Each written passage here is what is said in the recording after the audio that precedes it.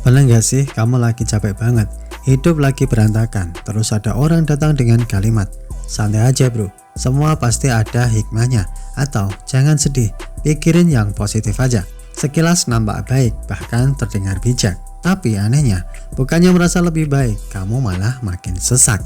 Itulah yang sering disebut sebagai toxic positivity. Bayangin kamu lagi tenggelam di laut, nafas udah setengah, badan udah lemas. Terus ada orang di atas kapal teriak, ayo semangat, kamu pasti bisa. Masalahnya, kamu bukan butuh motivasi, kamu butuh pelampung cuy. Nah, toxic positivity itu bukan tentang jadi positif, tapi tentang memaksa semua hal harus terlihat positif, bahkan ketika kenyataannya tidak. Dan di era sekarang ini makin sering terjadi. Kita scroll sosial media, isinya orang-orang tersenyum, sukses, produktif, glowing, bahagia. Seolah hidup itu harus selalu on track, nggak boleh sedih, nggak boleh lemah, nggak boleh berhenti. Akhirnya kita mulai percaya satu kebohongan halus. Kalau aku sedih berarti aku gagal jadi manusia yang baik. Padahal sedih itu bukan kegagalan, itu bagian dari sistem. Emosi manusia itu lengkap, ada marah, kecewa, takut, cemas, dan itu semua punya fungsi. Sama seperti rasa sakit di tubuh, emosi negatif itu sinyal bukan musuh. Masalahnya, toxic positivity ngajarin kita buat mematikan sinyal itu. Ketika seseorang curhat, kita buru-buru bilang, udah jangan dipikirin. Ketika diri sendiri lagi hancur, kita paksa bilang, aku harus kuat. Padahal yang kita lakukan sebenarnya bukan menyelesaikan masalah, tapi menekan masalah. Dan yang ditekan itu nggak hilang, dia cuma nunggu waktu buat muncul lebih besar.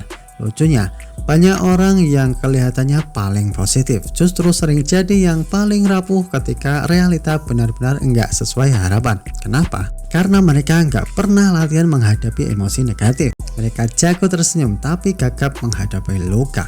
Di sisi lain, orang yang berani bilang, gue lagi nggak baik-baik saja, justru punya peluang lebih besar untuk sembuh. Karena dia jujur, dan kejujuran itu langkah pertama untuk pulih. Toxic positivity juga sering muncul dalam hubungan. Ada teman yang lagi cerita tentang masalahnya, tapi bukannya didengar, malah dinasihati cepat-cepat. Seolah masalah itu harus segera ditutup dengan kata-kata positif. Padahal kadang orang nggak butuh solusi, mereka cuma butuh didengar. Didengar tanpa dihakimi, didengar tanpa disuruh cepat-cepat kuat.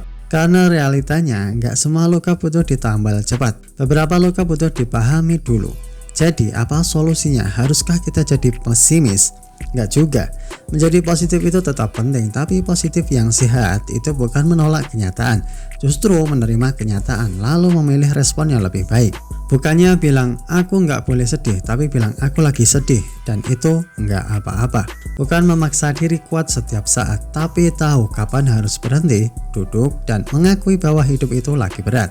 Karena ironisnya, semakin kita menerima emosi negatif, semakin cepat emosi itu lewat. Seperti ombak, kalau dilawan terus kita capek sendiri. Tapi kalau kita pahami ritmenya, kita bisa belajar mengapung. Di dunia yang terlalu sibuk terlihat bahagia, mungkin keberanian terbesar adalah jujur bahwa kita manusia. Bahwa kita bisa lelah, bisa kecewa, bisa kehilangan arah. Dan itu bukan kelemahan, itu bukti kalau kita hidup. Jadi lain kali kalau kamu atau orang di sekitarmu lagi nggak baik-baik saja, coba tahan satu kalimat, santai aja, pasti ada hikmahnya. Ganti dengan yang lebih sederhana, tapi jauh lebih powerful. Gue di sini, cerita aja cuy. Kadang itu lebih menyembuhkan daripada 1000 kata positif. Sekian untuk video kali ini. Tetap semangat King.